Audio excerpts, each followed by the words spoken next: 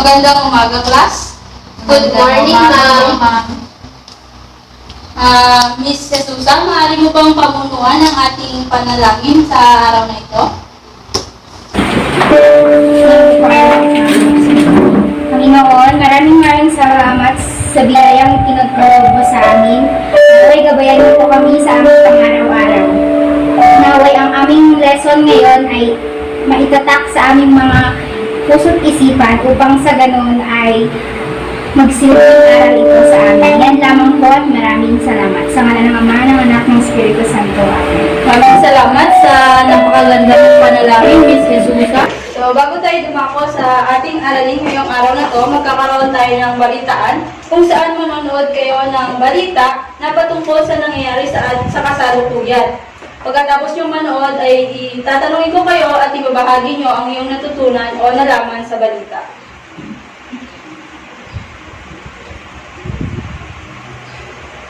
%16.5%. Ganyan kalaki ang naging contraction o pagbagsak ng ekonomiya noong second quarter ng taon o mula Abril hanggang Hulyo dahil sa matinding epekto ng enhanced community quarantine dala ng pandemya ng COVID-19. Ito ang pinakamatinding pagbagsak ng ekonomiya sa kasaysayan ng Pilipinas. Mas malala pa sa panahon ng martial law. Dahil dito, ang Pilipinas ngayon ay nasa isang economic recession sa unang pagkakataon sa loob ng halos 3 dekada. Tayo rin ang may pinakamasamang economic performance sa mga major economies ng ASEAN.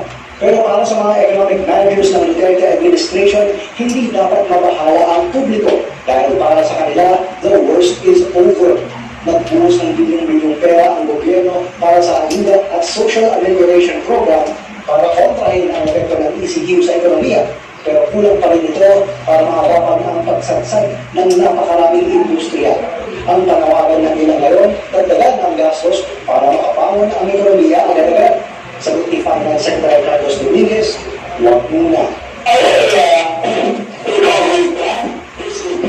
We had anticipated a large reduction in the GDP growth. We said, let's prepare for really our needs. Our plan is in place, and definitely it is sufficient to cover our needs this year and for next year. Pero patuloy na nangangamba ang ilan dahil bumalik muli sa modified enhanced community quarantine ng Metro Manila at ilang lugar sa Calabarzon. Kaya mga tricycle driver na apektado ang kita dahil sa COVID-19.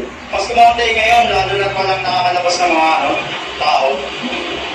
Dahil sa pinatupad na MCQ, wala naman ako ibang pagkakitaan. Bagsak din yung mga ibang pwedeng pagkakitaan. Ayon kay Acting Socio-Economic Planning Secretary Carl Chua, makakadagdag na ang MECQ sa paghina ng ekonomiya, pero kailangan tiisin ito dahil mas malala ang mangyayari kung hindi mapigilan ang pagkalat ng COVID-19. A month of lockdown in the second quarter because of the ECQ affected us by almost 1.5 trillion. And so that is one way to look at it. The second way to look at it is we are not only concerned about the immediate GDP or economic activity. We have to balance that with the near-term GDP. We will have to be balancing with this virus. When the virus escalates or surge, we will have to respond appropriately. Because if we do not, then the near-term productivity and confidence of the people on the economy will not be there. Para kay Senador Saniangana, hindi naman nag-iisa ang Pilipinas sa problema nito at ang buong mundo ay dumadaan din sa ganitong pagsubok. Dagdag niya, suportado ng Senado ang Panganihan 2 Bill para makatulong sa pagbangon ng bansa. Ayon naman kay Senator Aileen Marcos, dapat ipaliwanag ng mga economic managers ang plano nila para palakasin ang kakayahan ng Pilipinas na kumita sa digital economy, lalo at hindi rin inaasahan na makakabalik ang bansa sa pre-COVID normal hanggat wala pang bakuna kontra sa virus. Warren de Guzman, ABS-CBN News.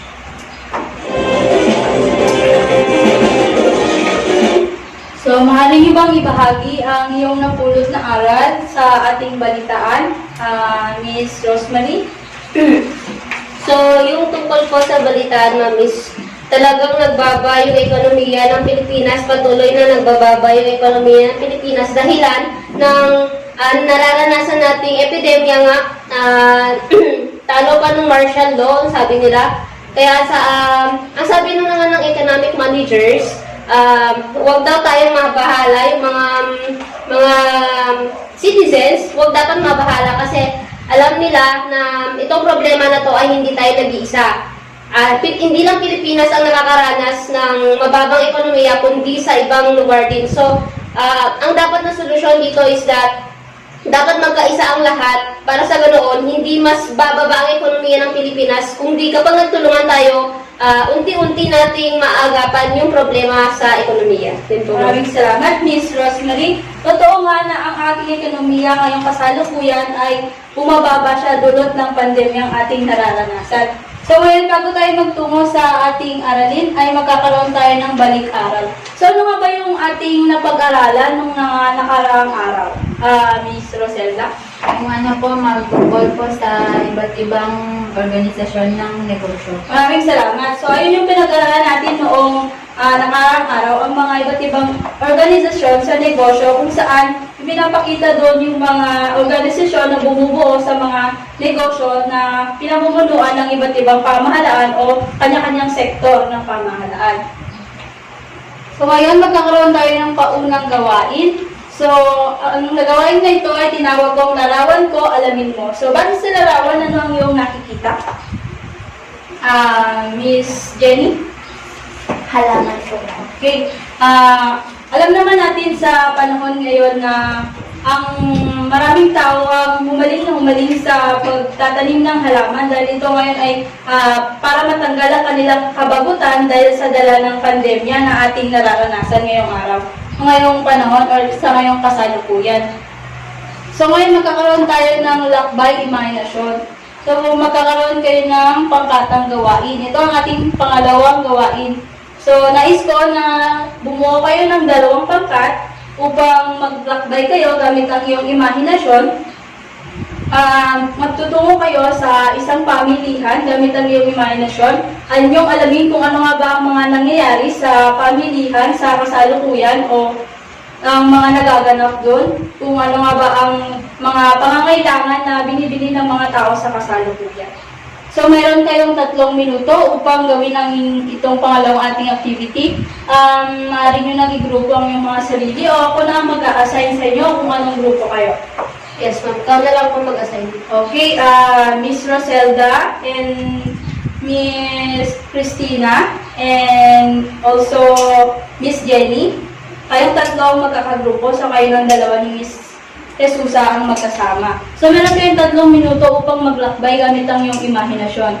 So, maaari niyong ipikit ang iyong mga mata upang yung maglakbay gamit ang iyong mga imahinasyon sa iba't ibang pamilihan na maaari niyong puntahan. Maaari kayong pumunta sa mga kagulo.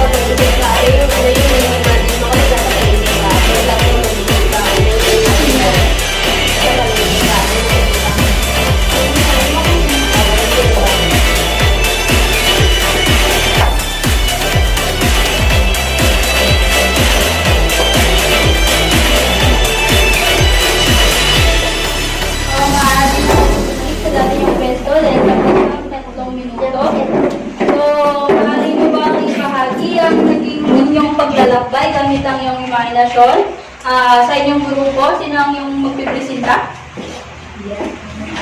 Base sa aming imahinasyon, kung kami ay maglalakbay sa palengke, ang aming nakikita ay ang mga taong nagpapanik dahil sa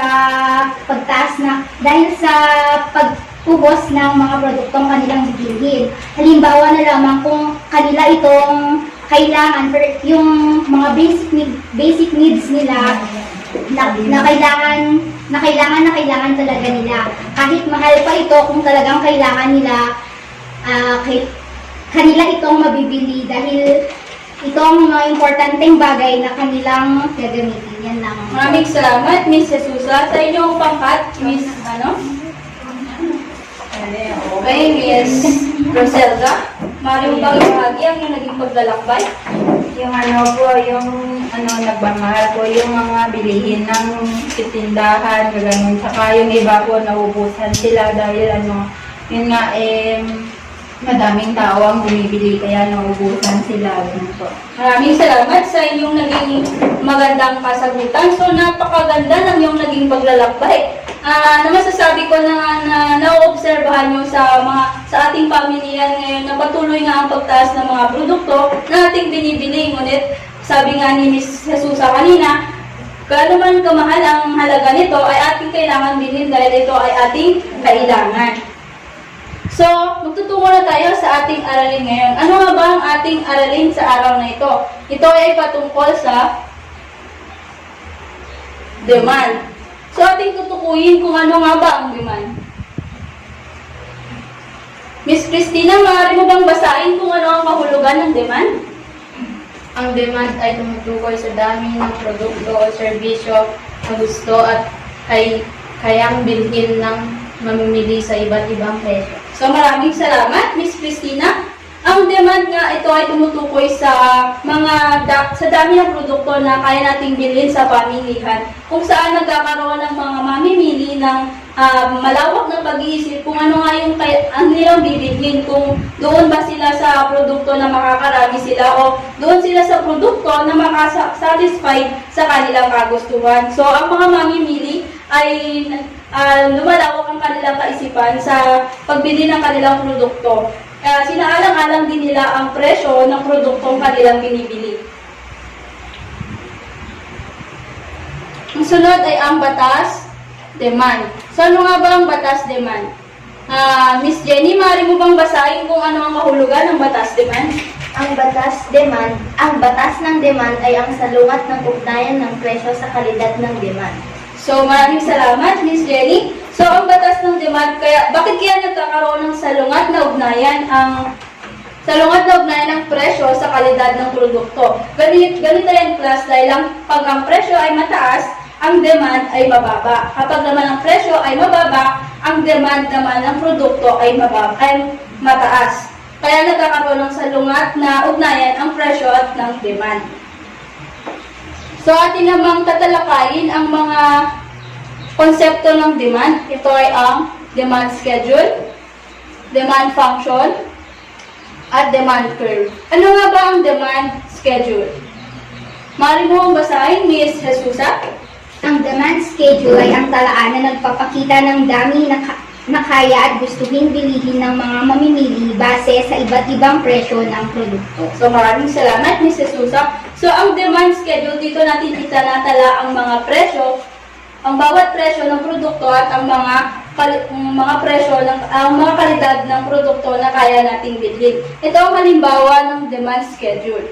So, ito ang presyo ng bawat piraso ng candy at ito naman ang quantity demand. So, ito, maaari nating malalaman mamaya na ating bigyang solusyon at resolbahin ito kung paano nga nakukuha ang quantity demand sa pamamagitan ng demand function. So, maaari mo bang basahin, Ms. Roselda, kung ano ang ibig sabihin ng demand function? Ang demand function ay ang matematikong pagbibigay ng solusyon na nagpapakita sa ugnayan ng presyo at kalidad ng demand. Tama. So itong demand function, ito yung ginagamit natin upang masolusyonan ang kung ilan ang quantity demand ng produkto base sa presyo na nakalaan dito. So ito ang formula na ating gagamitin sa pagbibigay solusyon para makuha natin ang quantity demand ng produkto ayon sa kanilang presyo. So ano nga ba ang inabahagi niyan? So ang QD ay ang dami ng demand. So, ang A naman, ang simbolo ng A ay ang dami ng demand kung saan ang presyo ay 0 o horizontal intercept. Ang negative B naman ay slope ng demand function. Ang P naman ay ang presyo. So, yan ang ating formula ang gagamitin upang makuha natin ang dami ng demand ng isang produkto ayon sa presyo ng ating mabibiling produkto. So, ito ang example ng formula kung paano siya kunin. Itong formula na to class is given yan. Ito ay, ang 60 dyan class ay ang dami ng demand kapag 0 ang presyo. Itong 10 naman ay ang slope ng demand function. So, magkakaroon tayo ng halimbawa kung paano nga ba nakukuha ang quantity demand ng isang produkto.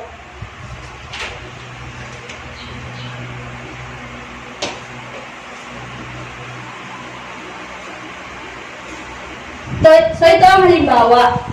Ilan ang quantity demand kapag ang presyo ay 5 piso. Ganito ang pagkuha class. So, ang hahanapin nyo ay ang quantity demand. So, quantity demand equals 60 dahil given nga po. Ito yung given po natin kanina. Minus 10, ito po yung slope function ng demand. Tapos, ngayon, quantity demand equals 60 minus 10. Tapos, ita-times po natin siya doon sa presyo. Kaya makukuha po natin ay 50. So, ima-minus natin ang 60 kapag 0 ang presyo ng demand, ng presyo. I-minus natin sa 50 na nakuha natin ngayon. Kaya ang quantity demand ng nakuha natin ay 10 piraso kapag ang presyo ay 5 piso. So, naintindihan niyo ba class kung paano kunin ang quantity demand ng isang produkto? Yes, ma'am. Mabuti kung gano'n. So, nais ko naman subukin kung talagang naunawaan nyo ang pagkuha ng quantity demand ng isang produkto. Nais ko namang iyong bigyang solusyon ang ikalawa. Ilan ang quantity demand kapag ang presyo ay 4 na piso. So, nais kong class na iyo namang bigyang solusyon katulad ng ating halimbawa dito. So, bibigyan ko kayo ng 1 minuto o 2 minuto upang bigyang solusyon nga kung ilan ang quantity demand kaya kapag 4 na piso ang yung... Yes, Miss Rosemary? So, batay sa akong solusyon, ang nakuha kong resulta ay 20 na piraso po. So, maraming salamat. Ating tunghayan kung tama nga ba ang binigay ni Tama. Ang quantity demand nga ang nakuha ni Miss Rosemary kanina ay 20 piraso kapag ang presyo ay 4 na piso. So, ating babalikan ang demand schedule kung tama nga ba ang ating mga inilagay na impormasyon. So, tama. So, ganun ang paraan para makuha ang quantity demand ng produkto batay sa presyo nito. So, ngayon tutungo na tayo sa demand curve. So, ano nga ba yung demand curve? Miss Christina, again? Ang demand curve ay ang kubra ng pagpapakita ng resulta ng demand schedule at pinapakita rin ito ang salungat ng ugnayan sa presyo at sa produkto kaya mo bilhin. So, tama. So, ito ang demand curve. Ito pinapakita na dahil nakuha na natin ang quantity demand ng produkto batay sa presyo nito. So, atin namang ikukurba ang resulta na ating nakuha. Ito ang halimbawa ng pagkukurba. So, ito ay ang quantity demand na ating nakuha at ito naman ang presyo ng candy ng bawat candy. So, ganyan ang pagkurba class. Ganyan kung paano natin ikukurba ang naging solusyon o nakuha nating solusyon gamit ang quantity demand ng produkto. So, tayo naman ay naunawaan nyo ba ang mga konsepto ng demand class? Yes, ma'am. Mabuti kung gano'n. Tayo ay magtutungo ngayon sa mga salik na nakaka-apekto sa demand. So, may 5 tayong salik na nakaka-apekto sa demand. Ito ay ang kita, panlasa, dami ng mamimili, presyo ng magkaugnay na produkto sa pagkonsumo, inaasahan ng mga mamimili sa hinaharap. So, ano nga ba ang kita? Mrs. Susan, maaari mo bang basahin? Ang kita ay tubo ng mga nagbebenta sa kanilang produktong ibinebenta. So, tama. Maraming salamat, Mrs. Susan. So, ang kita, dito natin nakikita na sa isang nagtitinda, kapag ang kita niya ay mataas or madami, maaaring makakabili siya ng mas madaming kwalidad ng demand na maaari niyang ibenta muli para magkaroon ng mas maraming kita.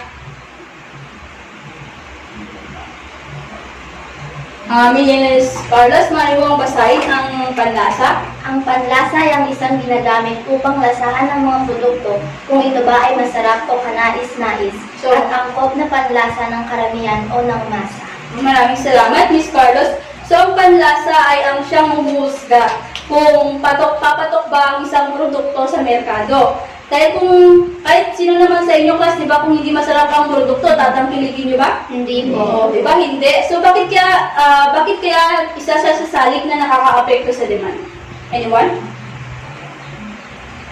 Yes, Miss Rosemary? Isa siya sa nakaka-apekto sa demand kasi nga po, ito yung, sabi nga kanina, siya po ay naghuhusga kung papatok ba yung sinasabi nilang produkto. Kasi once po na hindi po nagustuhan ng masa yung produkto na ibebenta mo, of course, hindi mo po siya ipagpapatuloy na ipagbibili or something na hindi ito yung produkto na kung saan magkakaroon ka ng kita o puhunan po. Maraming salamat. So, tama naman si Ms. Rosemary. Dahil nga ang panlasa natin ang talagang naghuhusga sa mga produkto na ating binibili. Kung ang papatok ba siya sa panlasa natin, kung papasa ba siya, dahil kung papasa siya at tatangkilikin natin ang isang produkto. Dami ng mamimili. Mrs. Susan, maaari mo bang basahin ang kahulugan ng dami ng mamimili? Dami ng mamimili. Ito ay ang pagdami ng mga mamimili na gustong bumili ng isang produkto. So, dami ng mamimili. Dito na, dami ng mamimili, halimbawa, may nauusong cellular phone ngayong at kasalukuyan. So, maraming tao ang magnanais na bumili ng ganong bagay. So, magdudulot ng pagtaas ng demand dahil sa dami ng mamimili na maggusto at nais magkaroon ng bagong modelo ng cellular phone. Ano kaya ang nagiging epekto nito sa salik ng demand? Anyone? Miss Carlos? Madami ka pang malilikaw na pera. So, maaari, ang dami ng demand kasi class, dito nagkakaroon ng, ito yung tinatawag nila na bandwagon. Kung saan ang bandwagon ay inaakit nila ang mamimili dahil ito nga ay uso, sabi ko kanina, ito ay uso kaya maraming tao ang nagnanais magkaroon ng produkto na naayon sa panahon natin ng kasalukuyan. So, ano nga ba ang presyo na magkaugnay ng produkto sa pagkonsumo? Ms. Rosalda, maaari mo bang basahin? Ang presyo ng magkaugnayan ng produkto sa pagkonsumo ay ang ugnayan ng produkto na nakokonsumo o nagagamit ng mga mamimili. So, maraming salamat, Ms. Roselda. So, ang presyo ng magkaugnay ng produkto sa pagkonsumo ay ito yung mga produkto na may kasama. Kapag hindi mo binili ang kasama nito, mawawalan ng halaga yung isa. Diba? O halimbawa na lamang sa larawan na yung nakikita, ang Colgate at toothbrush. Magagamit mo ba ang toothbrush kung wala yung Colgate? Hindi po. So, gayan, kahit tataas pa yung presyo ng Colgate, bibilin at bibilhin mo siya dahil mawawalan ng halaga ang toothbrush dahil hindi mo siya magagamit. So, yun ang epekto nito sa salik ng demand natin. Kahit mataas ang presyo nito, bibilhin at bibilhin natin ito dahil nga mawawalan ng halaga ang kaugnay na produkto nito. So, tungo tayo sa inaasahan ng mga mamimili sa hinaharap. Miss Carlos, maaari mo bang basahin? Ito ay mga bagay na inaasahan sa pagtaas at pagbaba ng presyo ng isang produkto.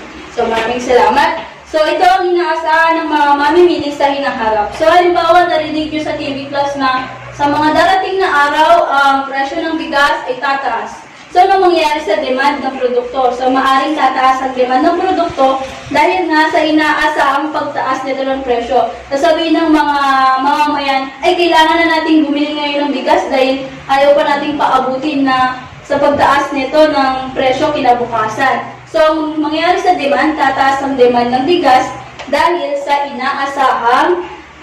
inaasahang pagtaas ng presyo sa hinaharap. Naunawaan niyo ba, class, ang mga salik na produkto ng demand? Yes, So, maaari niyo bang ibahagi ang iyong mga natutunan sa araw na ito? Mrs. Sula, maaari bang ibahagi ang iyong natutunan base sa ating naging aralin sa araw na ito? Ang natutunan ko po sa demand ay ang iba't ibang uri nito tulad na lang po nung sa kita, kung paano po ito lalago. For example, kung gaano po kadami yung taong bibili nito, syempre po magkakaroon ka po ng daming kita nito. Ganun din po sa gaya ng kanina nung nabanggit kanina about tungkol dun sa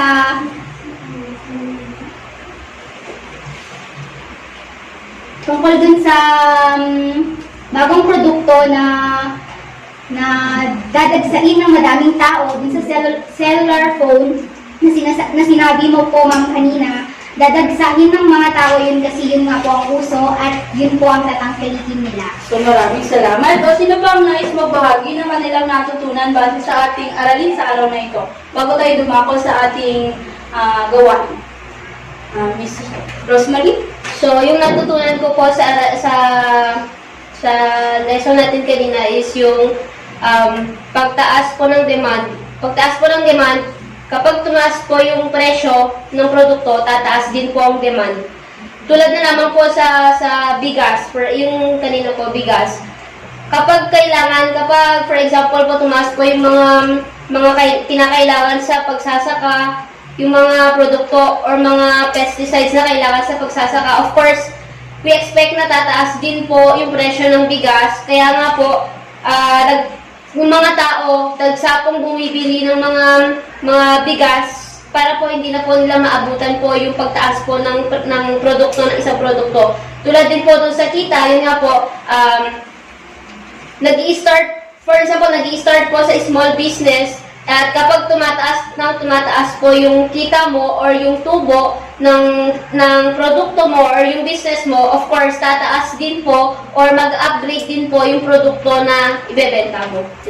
Maraming salamat sa inyong pagbabahagi, Miss Rosemary. So, tunay ngang may natutunan kayo sa ating aralin ngayong araw na ito. So, magkakaroon tayo ng gawain patungkol dun sa ating mga na-discuss o natalakay. Ito ay ang bigyang solusyon mo. So, yung bibigyang solusyon ang sitwasyon na ibinigay ko dito, ipagbalagay natin na naglalaro kayo ng mga kaibigan mo ng volleyball sa may field. Sa katilikan ng araw at may nakita kang nagbebenta ng ice cream. So, ito ang sitwasyon na yung bibigyang solusyon class. Ilang piraso ng ice cream ang handa at kaya mong bilhin sa presyo ng 6 na piso, 8 piso, 10 piso, 20 piso at 40 piso kada piraso. Itala ito. Ipagpalagay natin na ang demand function nito ay ang QD equals 50 minus 2 tapos P. Ipakita ang pagkurba nito sa pamamagitan ng demand curve. So, iyong bibigyang solusyon at ipapakita ang mga solusyon nyo gamit ang tatlong konsepto ng demand. Meron kayong 5 minuto upang gawin ang naturang activity.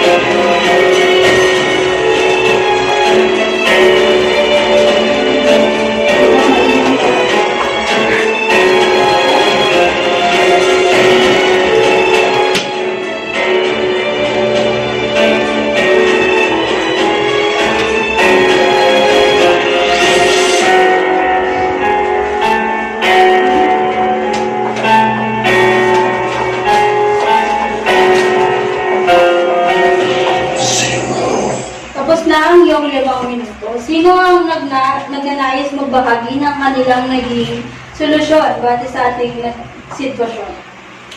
Yung Miss Rosemary? So, batay sa resulta ng aking solusyon, so, yung presyo, yung 6 pesos, ang magiging resulta nito ay bali negative 38. Bali negative 38 po yung magiging resulta ng 6 pesos na presyo. Samantalang po sa 8 pesos, ang naging resulta po ay ang negative 34. Ganon din po sa 10 pesos, ang naging resulta po ay negative 30. At sa 12 pesos po, ang naging resulta, batay sa aking solusyon, ay 26, negative 26. At sa huling presyo po na 14 pesos, ang naging resulta po sa aking solusyon ay negative 22. Kung makikita nyo po, sa aking graph o sa aking demand curve, ang demand nito ay pumapataas po. From the 6 pesos to 14 pesos, nakikita po sa aking demand curve na tumaas po ang demand ng produkto. Yun po. Maraming salamat. So, ating tignan kung tama ang iyong naging pagbibigay solusyon, Miss Rosemary. So, ito ang mga kasagutan. So, ito sa pagtatala at ito sa pagkalkula.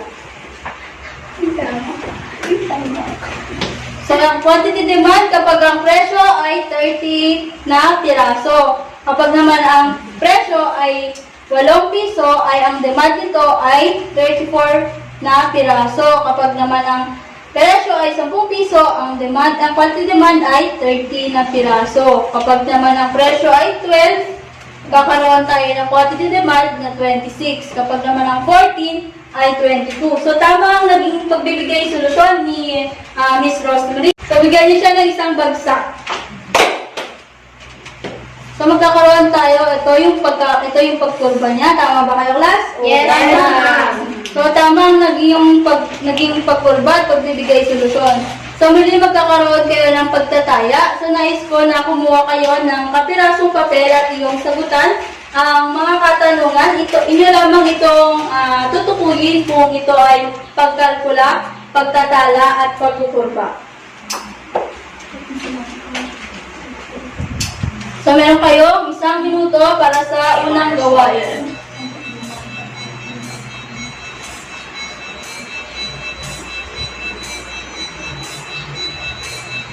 T-minus 50 seconds.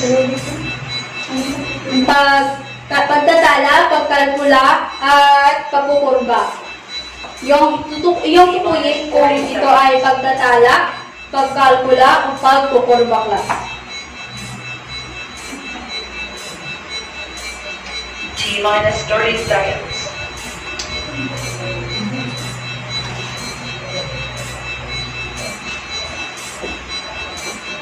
T-minus 20 seconds.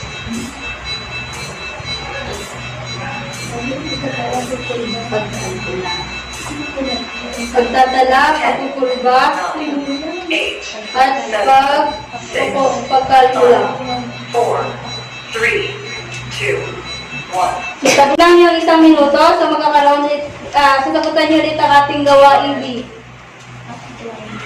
So, meron ulit kayong 1 minuto pang sagutan ang pagtataya. Sabi, yung tutukuyin kung ito ay demand up or demand down. T-minus 50 seconds.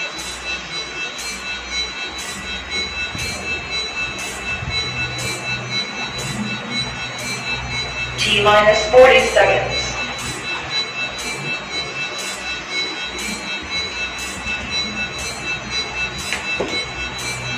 T-minus 30 seconds.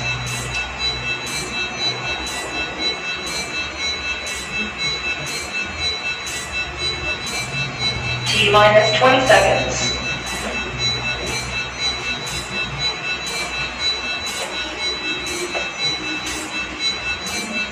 Ten, 9, 8, 7, 6, 5, 4, 3, 2, 1, 0. So, maaari nyo bang pagpalitan yung papel sa inyong katabi. Sabi tayo. So ito ang mga kasagutan. Mga tamang kasagutan.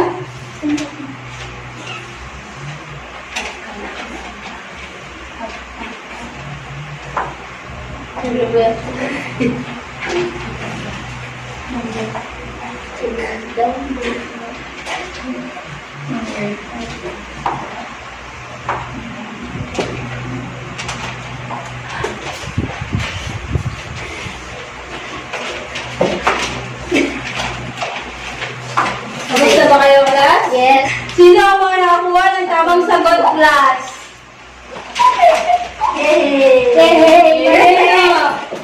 See? Nakuha po namin lahat, ma'am. Oh, magaling. Napakahusay. Ito na yung nakinig kayo sa ating aralin sa araw na ito. Nais kong kunin yung kwaderno sa araling panlipunan upang yung kopyahin at isulat ang yung mga takdang aralin para sa ating susunod na pagkikita.